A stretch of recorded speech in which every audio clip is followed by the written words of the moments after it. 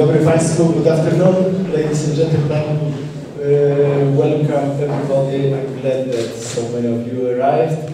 And first I would like to give the floor to Professor Necka, who is the Vice President of the Academy. And the Academy is the sponsor and establisher of this very institute. So this is his turn to introduce, to start our meeting. Thank you very much. Mr. Ambassador, distinguished guests, dear colleagues, it is my great pleasure to take part in this inauguration of the Polish Institute of Advanced Studies. We have been working on this idea for at least 2 years, and I'm very happy that it's now starting. First of all, let me express my gratitude to persons and institutions who helped to develop this new establishment. Of course, the first one is Professor Olivier Bouin, who is in charge of the European Network of Advanced Institutes of Advanced Studies, who helped us to conceive this idea and who especially came to Poland to visit the Academy and to visit our ministry and to convince them to decide on this idea. Next, I'd like to thank the Ministry of Science and Higher Education, especially the Prime Minister Jarosław Gowin, who was very helpful. President of Polish Academy of Sciences, Professor Jerzy Buszyński, who was unable to come for very important reasons, but was very helpful and supportive. I would like to thank the Chancellor of the Academy, Mr. Tadeusz Latała, and last but not least, Professor Przemysław Urbańczyk, who is the father of this idea, I would say, and without his initiative, without his ideas and energy, this new institution would not be possible to establish. By the way, I have the nomination for Professor Urbańczyk.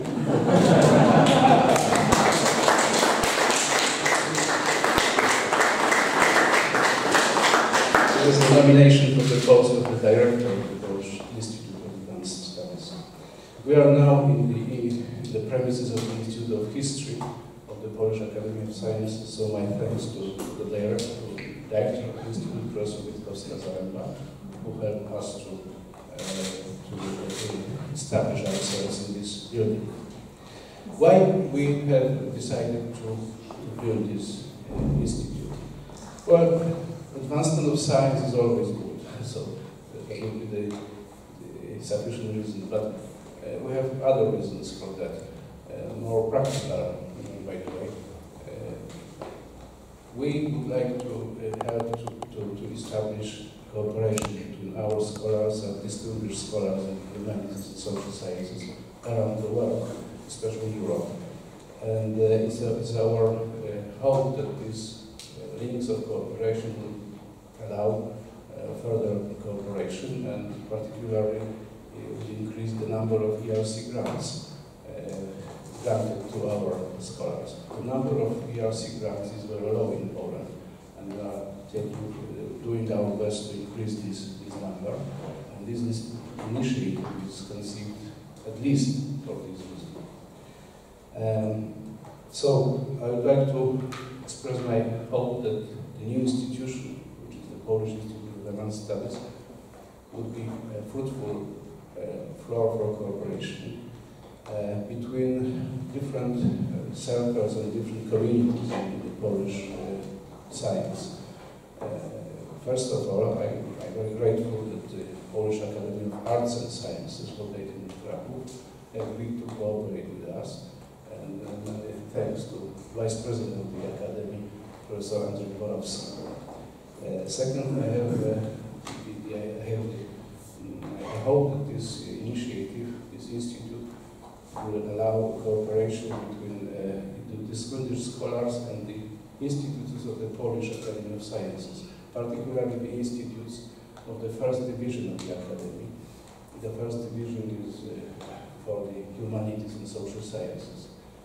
I would like to stress that this new institute is not against the already established institutes. Conversely, it's supposed to always the links of cooperation, and I hope that this opportunity will be taken. So, let me finally express my good ideas and good wishes for fruitful cooperation and great achievements in connection with this institution. Thank you very much.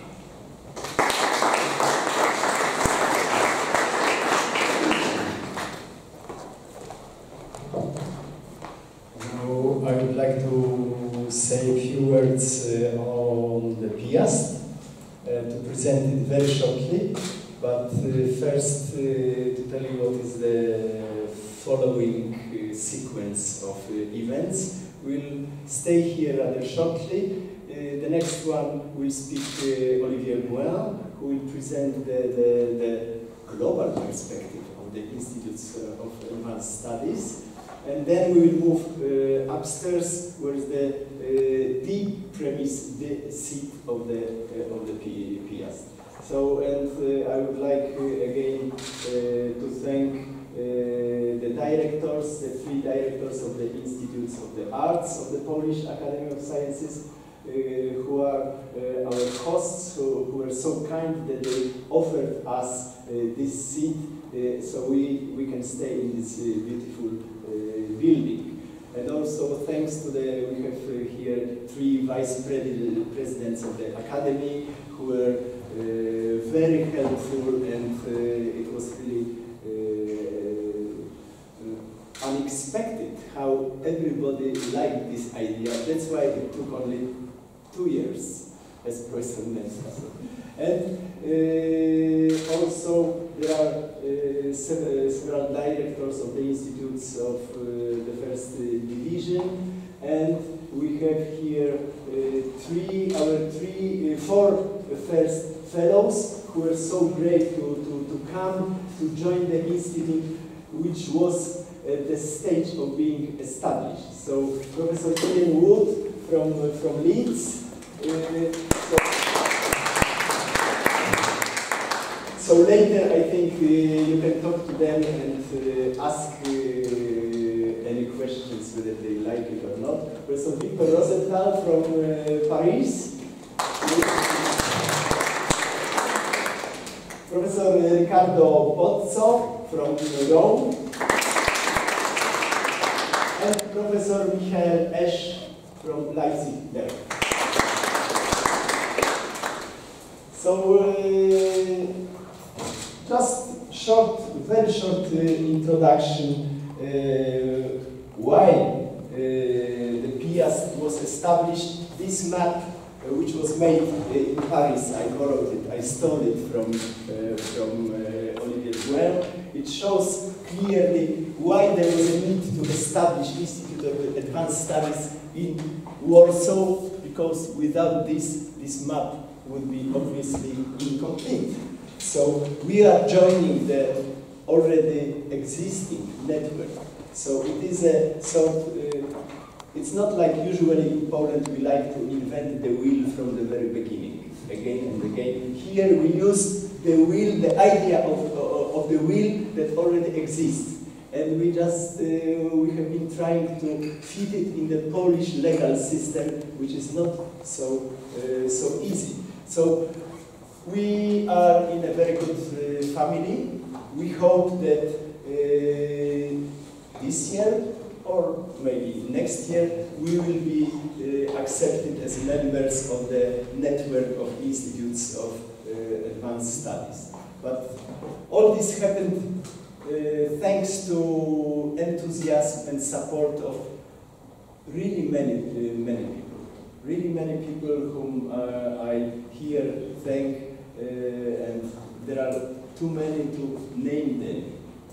Again, the directors of the Institutes of the Art and the Polish Academy of Sciences. And shortly, the idea that we want to create a small community, and it will be different. It is not against the already existing institutions. It is a support. So I asked the directors, the professors, that we want to cooperate with you, we want to offer our help, like you may use our fellows. We will also write to you and contact you to have ties, research ties between our fellows and people working at the institutes. And here I spoke about the not inventing the wheel. We have here two directors of the most eminent of these institutes in Europe. It is Knut Neumayer, the director of the institute in Vienna, and Thorsten Wilhelmi, the director of the famous Wissenschaftskolleg in Berlin. So also, if you have questions how these institutions function in practice and how practical they are, so these two directors will be ready to answer your questions. And I think that after Olivier's speech, we'll move upstairs, and there will be a chance for informal talks to please ask any questions, and we are open to both to suggestions, to questions and suggestions for a future cooperation and how to improve our function, because we are not perfect, not yet perfect, but we want to be perfect. Thank you very much. Now, Olivier Bruin, please.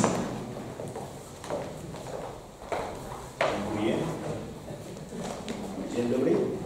I will speak English because the only Slavic language I could master to some extent would be Czech.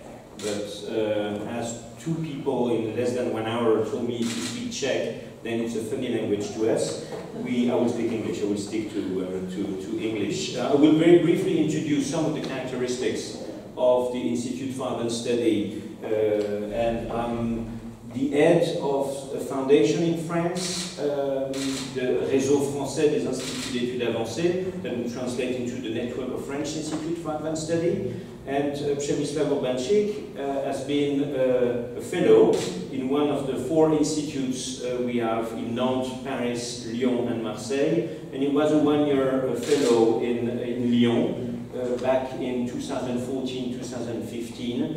And we met at that time, and he was really enthusiastic about his stay in Lyon, the time he could devote to his research, the climate of intercultural or multinational interdisciplinary exchanges within the Institute. And he said, well, I should maybe try to bring back to my homeland and try to set something that would be similar to the experience I had, in order to help and to promote scientific exchanges that would be international and multidisciplinary. So I'm the head of this French network. It's the first acronym, and the second acronym is this network of Institute for Advanced Study, the European Network of Institute for Advanced Study. And as Przemysław said, we have 2 distinguished colleagues from Vienna and from Berlin, and they are both part of this European network. And the third acronym, PIASt, is the fellowship program we put together 7 years ago, back in 2010. It's a pan-European network of Institute for Advanced Study that share a fellowship program with joint procedures for applying and then being selected by each of the institutes to become resident or fellows in some of the institutes. So this is the global map, I would say, of Institute for Advanced Study. This has been a growing reality, starting in Princeton, USA in the 1930s, with a renowned first director, Abraham Flexner, and so it started in Princeton, and it kind of spread out in the 70s in Europe, with a few but very important institutes in Jerusalem, in Wassenaar, then in Berlin, then Uppsala, and then there has been a growing reality of this in Europe. But you can see that also it has emerged in other places in the world. South Africa with Stellenbosch, one in New Delhi, some of them in East Asia, mostly in China, in Taiwan, in South Korea, and a few other dots on the map. But it has been growing reality over the past 10 or 15 years with the increased globalization of science, the importance of multidisciplinarity and meeting intellectual traditions in the field of social science and humanities. It has been a growing reality. It's the case also in Europe, as we have the same map, but as you can see, the green dots are those who are part of this European consortium with this fellowship, joint fellowship program, and we have the other institutes that can be part of NETIAS or other in grey, like Warsaw today, who are not yet part of these networks, but will soon become maybe members of this network in order to have some kind of inter-institute fund study cooperation. Very quickly to state some of the key objectives of an institute fund study. It was in your in the first slide that Przemysław showed you, but I think I won't read all these slides, but just like as a reminder, and I would like to stress the fourth one, or the third and the fourth one. It's really to promote and to nurture cross-disciplinary scientific dialogue in an international environment.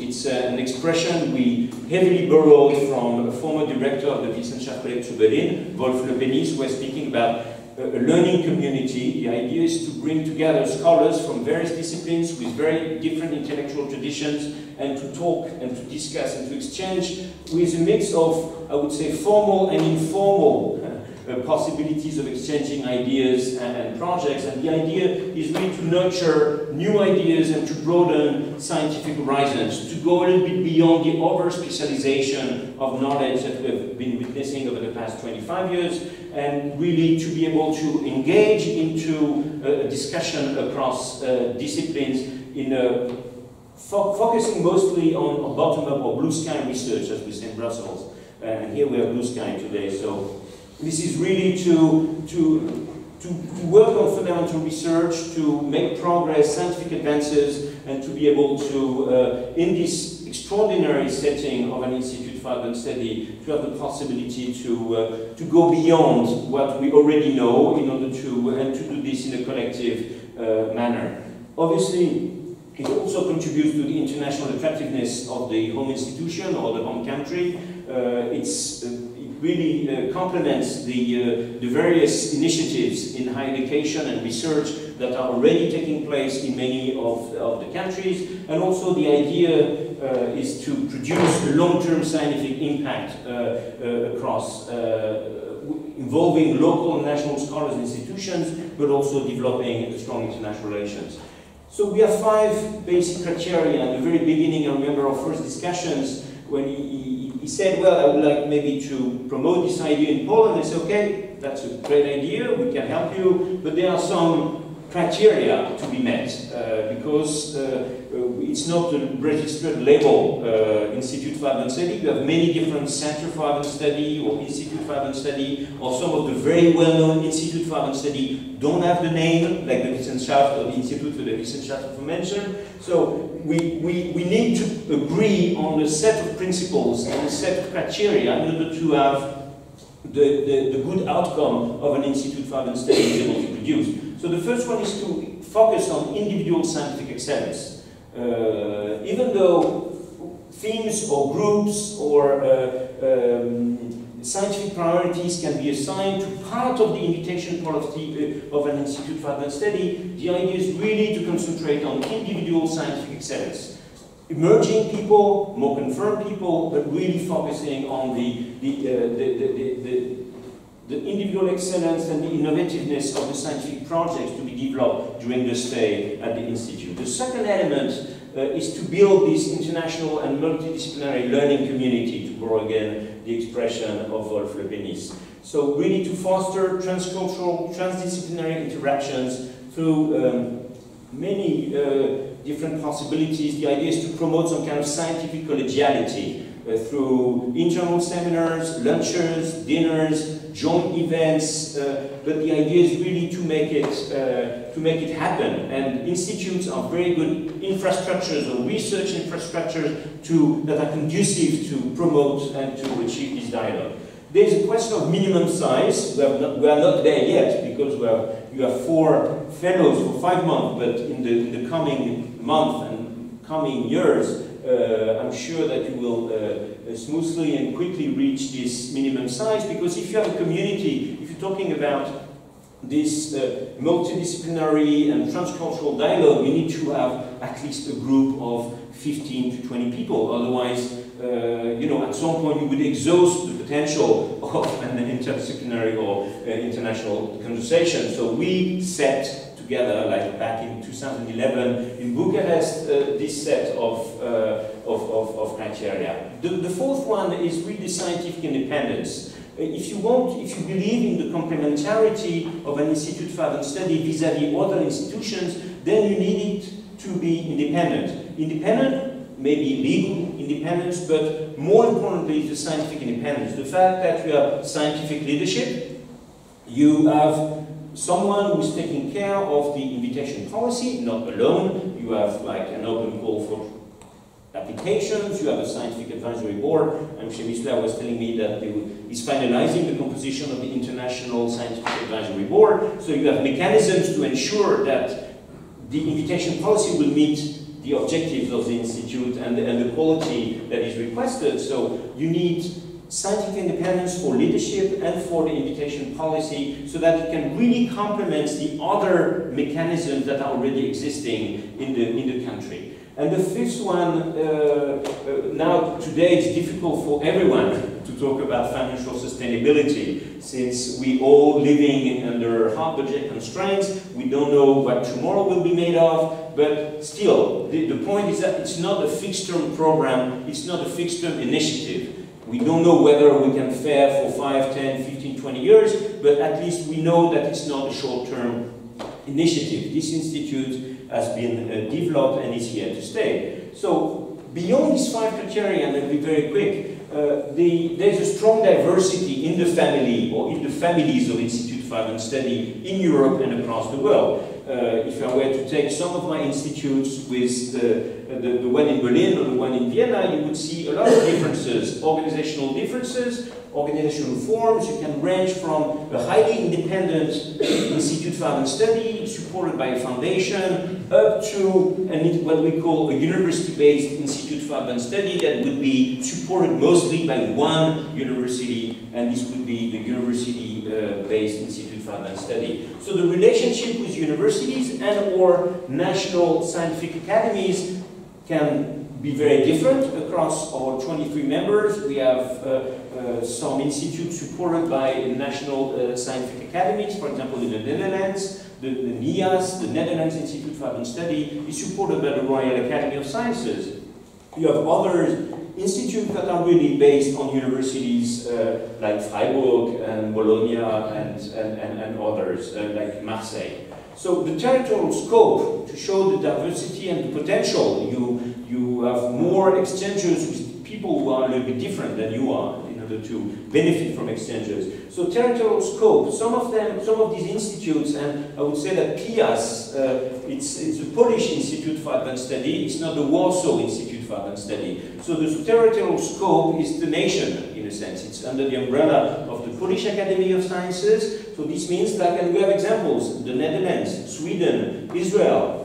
They have an Israel Institute for Advanced Study or Swedish Collegium of Advanced Study. And they have a national perspective. So it's the institute in the country. Some others, and I know that they were coming, but I put these 2 cities, representatives of some institutes that are really developing based on a more local perspective, but it doesn't mean that you are reduced to collaboration with the local universities. You can have a national perspective, it's the case for these 2 institutes, but you are more rooted in one city and you do not act as the German Institute for Advanced Study or the Austrian Institute for Advanced Study. Anyway, the acronym would be already taken, PIASt is taken by someone else. Then the importance of social science and humanities.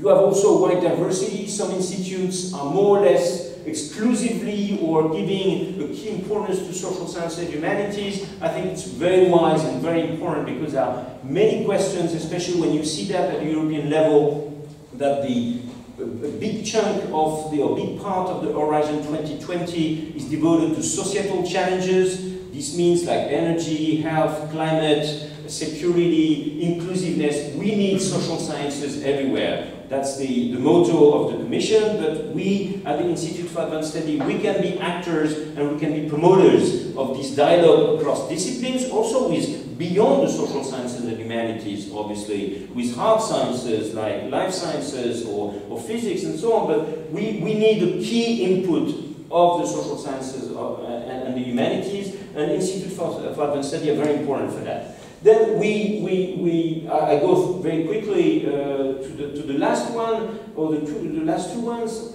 It's important that you have an impact on local and national scholars. So in some cases, some national or local researchers and scholars are part of the Institute for Advanced Study. Sometimes they're associated members, or sometimes they are part of the people who benefit from the invitation of high-level scholars from abroad, and they organize themselves in discussing. And so it depends again on how you want to develop your institute, and it's a flexible concept, as you can see. You can decide to include local or Polish scholars, or you want to have only external scholars in order to have this exchange with local people. And then also this junior-senior balance.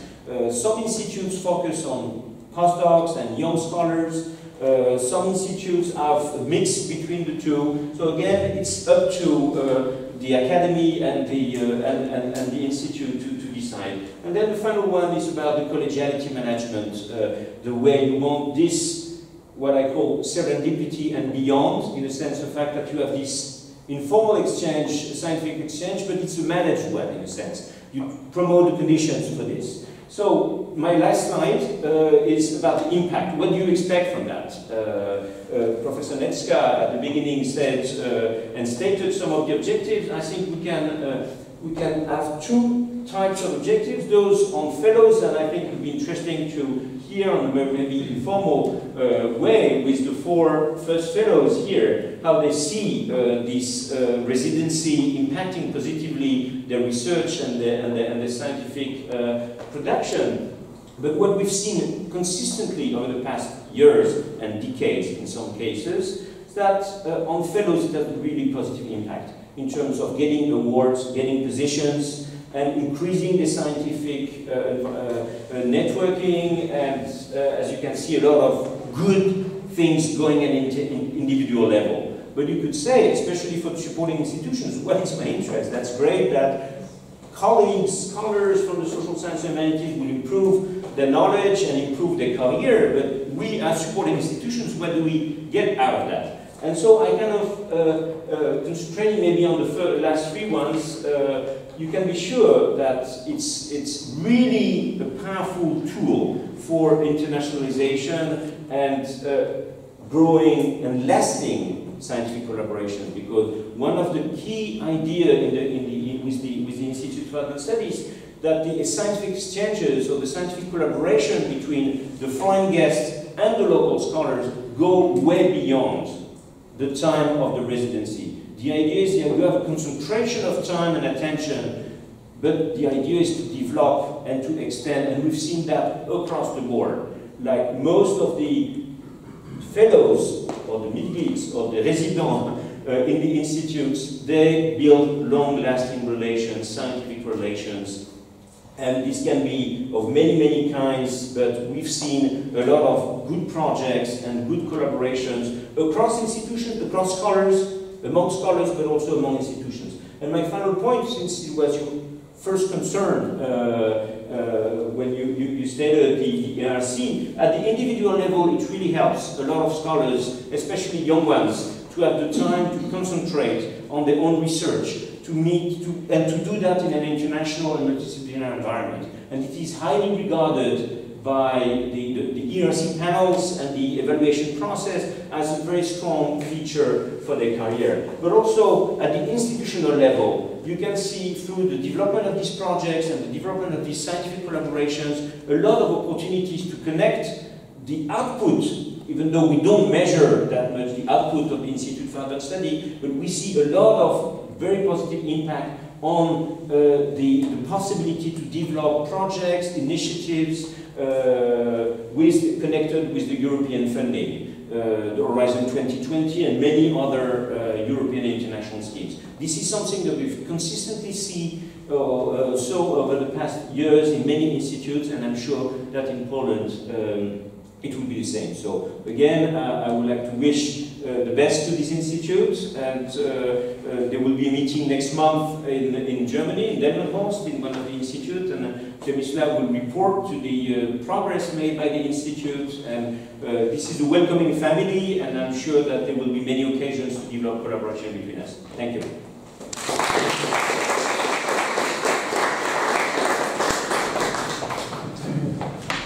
This is the end of the official part. I hope it wasn't too official. And now, please, ladies and gentlemen, we welcome you to the top floor of this beautiful palace to celebrate this occasion with a glass of wine and something to eat. I just noticed that my nomination starts on April the 1st. So I'm not sure, is it a joke by the president of Academy or no, okay, so you are the witnesses that this is real. Thank you very much. So please welcome downstairs.